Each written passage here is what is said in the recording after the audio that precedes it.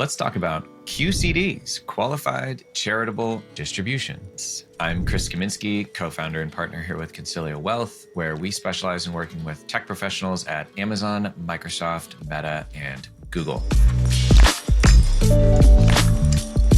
All right, QCDs, Qualified Charitable Distributions. So if you're over the age of 7.5, you can make a QCD. A Qualified Charitable Distribution is limited to $105,000 per year. Note that 2024 was the first year that QCDs started to index for inflation. All the prior years, it was $100,000. And starting in this year, 2024, QCDs will index for inflation. So this year, $105,000. You can make a distribution from your IRA directly to a qualified 501c3 organization, and that distribution is non-taxable to you.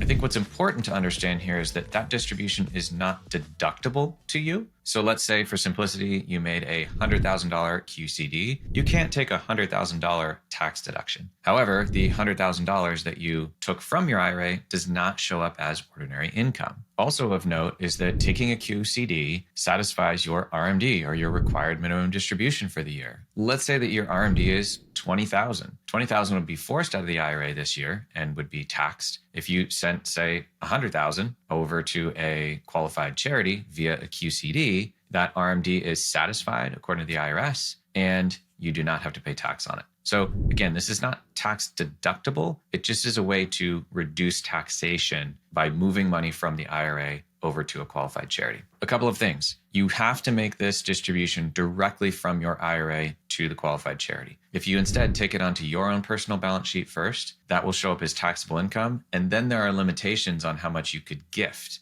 Gifting cash to charities is limited to 50% of your AGI, your adjustable gross income. Gifting highly appreciated securities, on the other hand, is limited to 30% of AGI. I know we're not talking about highly appreciated securities here, but it's a common gifting technique, so I thought I would put it in.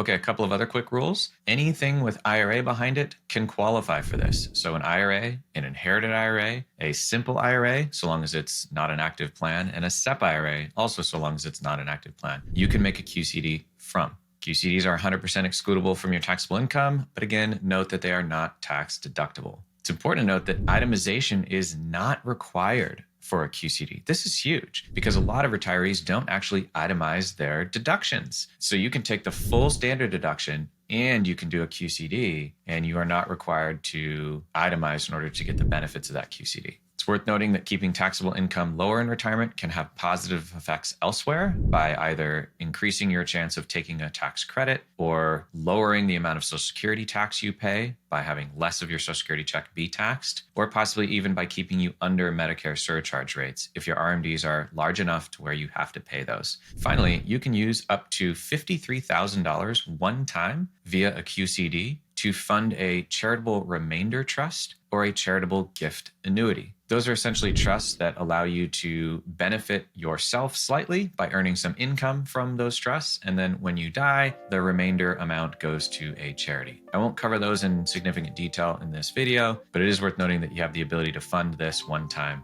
via a QCD. Questions on QCDs? Reach out if you have them. Hope this is helpful.